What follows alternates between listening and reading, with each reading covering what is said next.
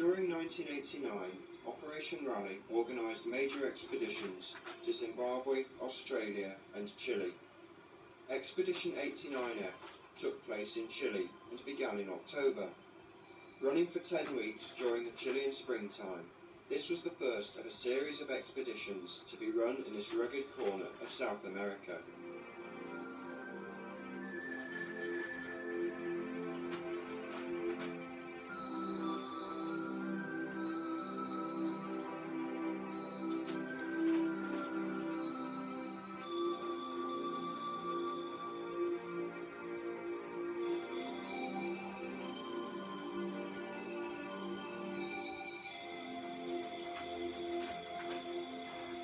Having taken less than 20 hours to fly almost to the other side of the world, we loaded our rucksacks onto the roofs of 2 coaches and began a 24-hour journey south over 1,000 kilometres to the island of Chiloé.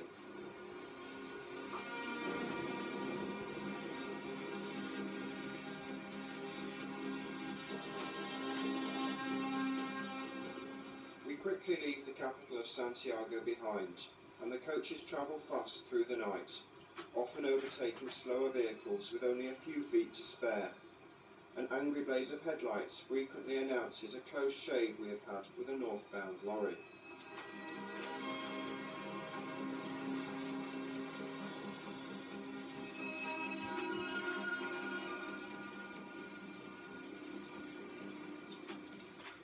The following morning, a small ferry takes us across to the island of Chiloé, and the coaches continue along an unsurfaced road to the tiny harbour of Chonchi. From the island of Chiloé, we must continue south for a further 24 hours on board another ferry. The pace of life in this part of the world is very relaxed, and the arrival of the ferry 2 hours late is no cause for concern. Due to the falling tide, we must now wait a further 6 hours before the water level is high enough for the lorries to negotiate the steep loading ramp. In the meantime, our rucksacks are lowered into the hold, but not before a hose is split and sprayed them with hydraulic oil.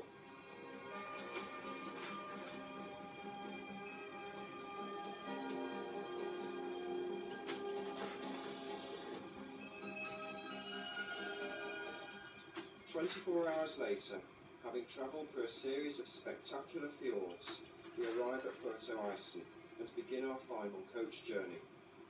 As we travel inland, the roads steadily deteriorate until the coach finally grounds in a deep pothole, forcing us to complete our journey to base camp on foot.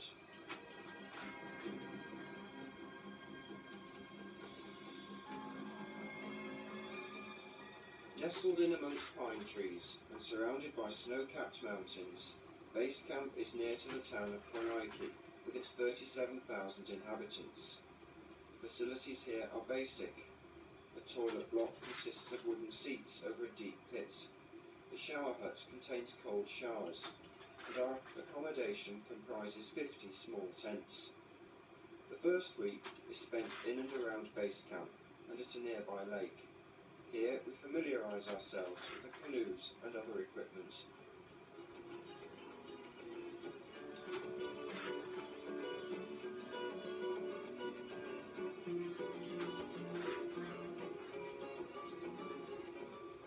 Having been split into 10 groups with 10 or 12 ventures in each group, we are assigned our different projects. These range from trekking on horseback to ice climbing, from building houses and bridges to providing medical aid. The project brief for Group 8 is ominously lacking in detail. Portaging their canoes where necessary, venturers will canoe across Lago Roosevelt and down the river system, eventually reaching Puerto Cisnes.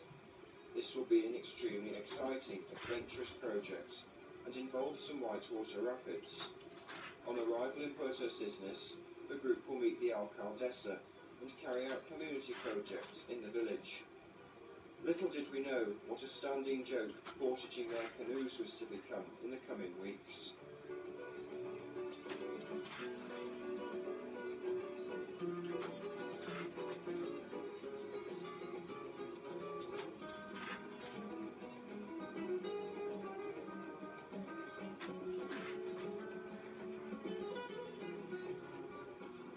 For the next 4 weeks, we must remain completely self-sufficient. Everything we take must be carried by us, and rations and equipment must be carefully selected to save weight. And so we find ourselves, 25 days of rations, 4 canoes, and a whole pile of miscellaneous equipment, deposited at the foot of a remote wet valley. Our task is to portage our canoes 30 kilometres up the Bengal Valley to the watershed. From here, we will navigate a river and lake system, hitherto unnavigated throughout its length, to the Sea of Proto-Cisnes.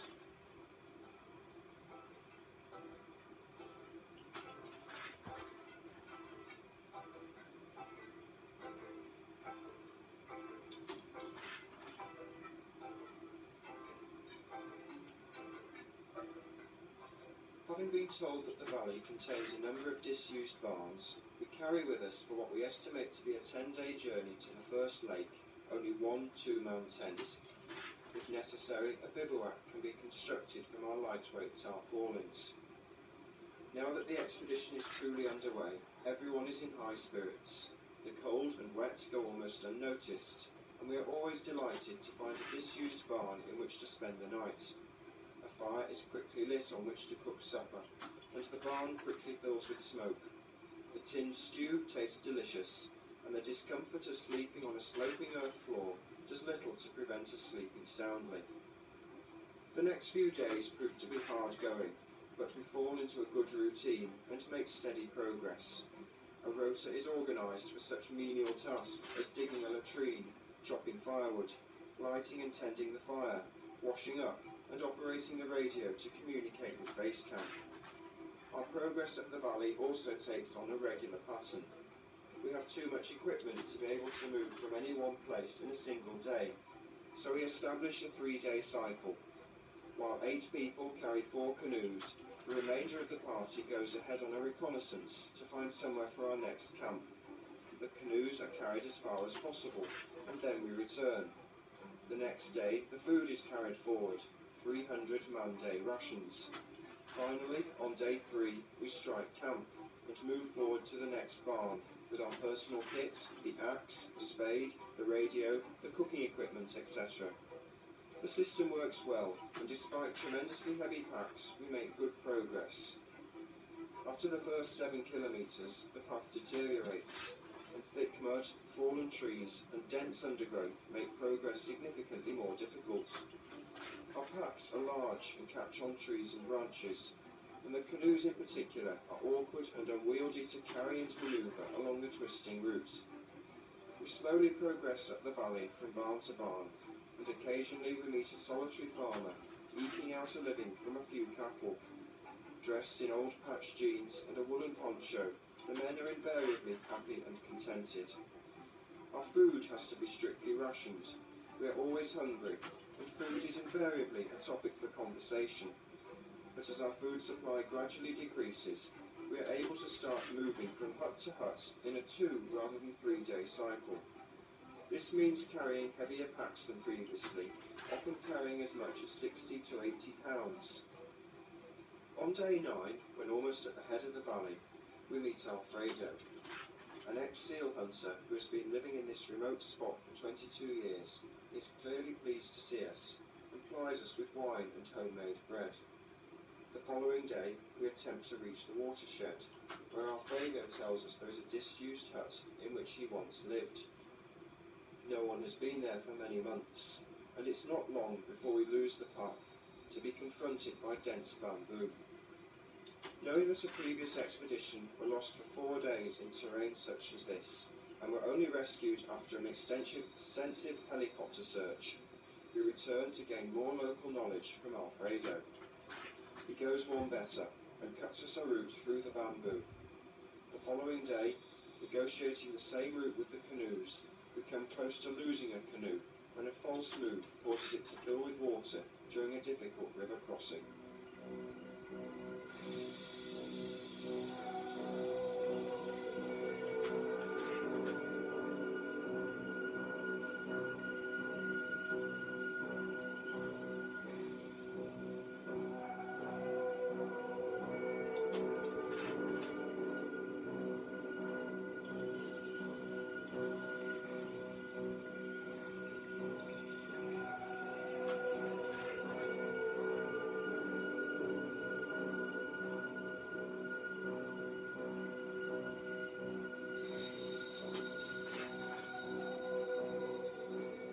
Once at the watershed, a fairly quick journey to Largo Roosevelt is anticipated. This is not to be the case.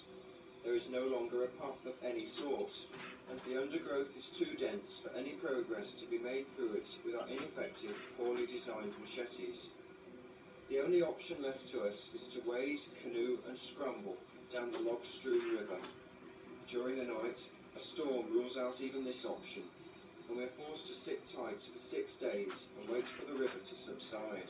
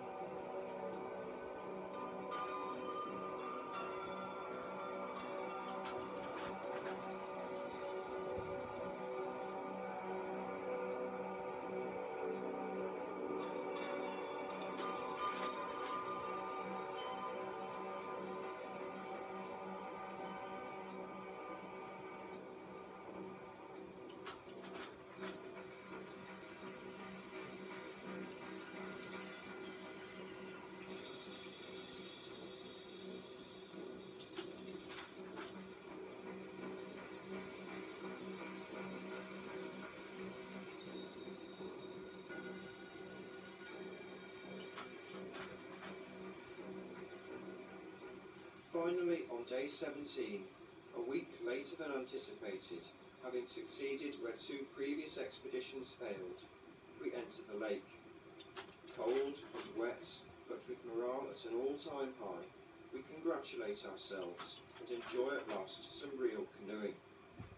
In 2 days, we canoe the length of the lake, a distance now covered in half a day, would previously have taken 3 days walking.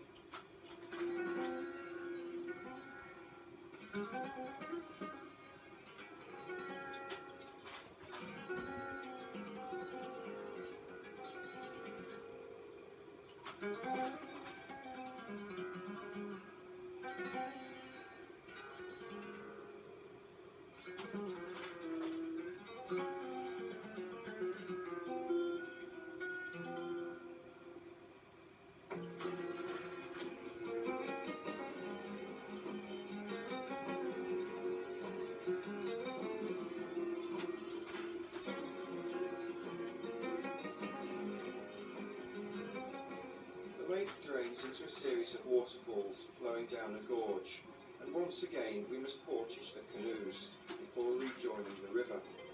We meet 3 farmers, living miles from civilization and relying on horses for transport. With little hesitation, we accept their gifts of fresh milk and bread, and in turn share with them our tinned stew. The following morning, a ride on their horses provides a welcome change from foot slogging.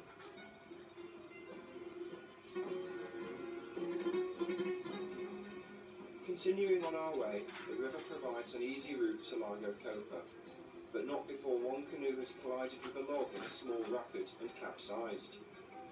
Halfway across Largo Copa, an island where a solitary carpenter is building a house provides a convenient place to stop for the night.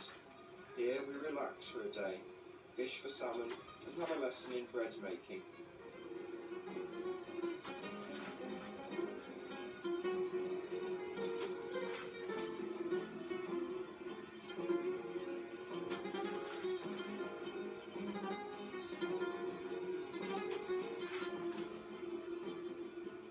foot of Largo Copa, a fast-flowing gorge once again provides the exit. Our canoes are very strong and can carry heavy loads, but in white water are unstable and difficult to manoeuvre. An alternative route must be found, and again the canoes must be portaged. This task is unexpectedly made easier for us by another storm. During the night, the lake rises by 2 feet, and one of the canoes is swept down the gorge. While half of the group recce a route round the gorge to the next lake, the rest of us attempt to gain access to the gorge to recover the canoe. Our efforts are in vain, and we are defeated by dense undergrowth and sheer rock falling to the water. For 2 days, we pull and push the remaining canoes through the most difficult terrain yet, plagued by leeches and often up to our waists in mud and water. We fight our way 7 kilometres to the third and final lake. Laguna Escondida is connected to the sea at Puerto Cisnes by a large river, and we are fortunate to meet some woodcutters who not only provide us with accommodation, but also take 3 members of the group across the lake. The river flowing to the sea is reported to contain a dangerous set of rapids in which people have been drowned. With only local knowledge and a set of inaccurate maps to guide us, 5 of us go on ahead to recce the river from a relative safety of the woodcutter's boat. On arrival at Puerto Cisnes, we find the locals to be typically helpful, and the alcaldessa provides us with an empty house in which to stay. 2 of us return on foot to where the rest of the group await our news. Finally, 25 days out, having consumed all our rations, we canoe into Puerto Cisnes. In high spirits, we celebrate our arrival with a huge meal and the nearest thing we can get to champagne.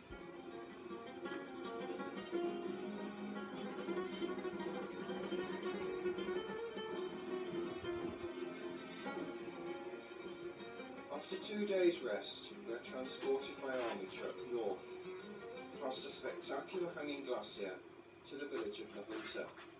Here we work for 3 weeks with a local carpenter and build a new house for a family whose previous home was burnt down.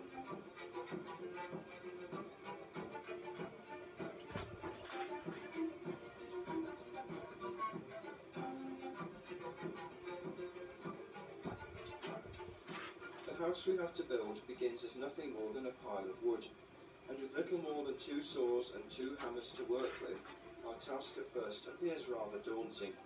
However, the weather is fine, and we soon make good progress. Wastage is minimal, and even the offcuts are reused.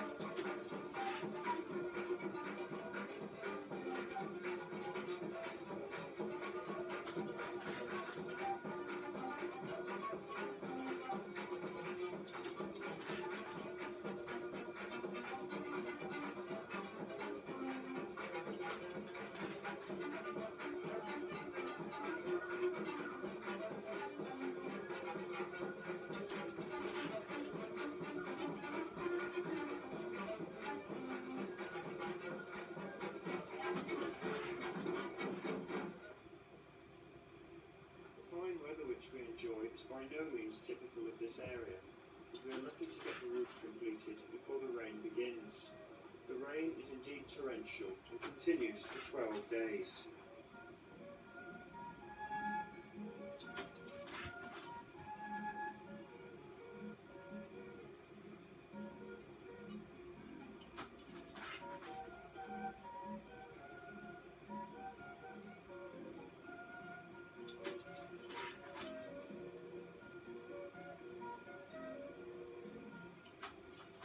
Having completed our community project, we return to base camp, once again in an army truck.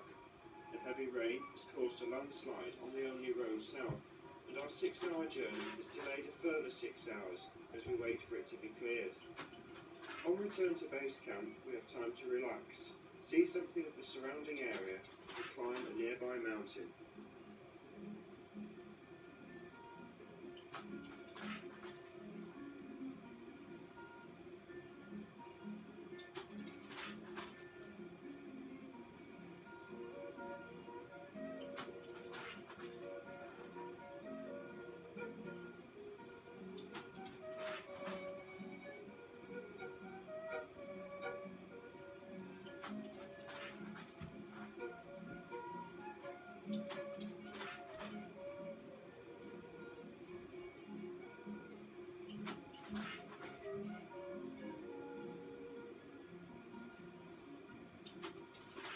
We also get the chance to fly in a light aircraft and take a look at the world's fastest moving glacier at San Rafael.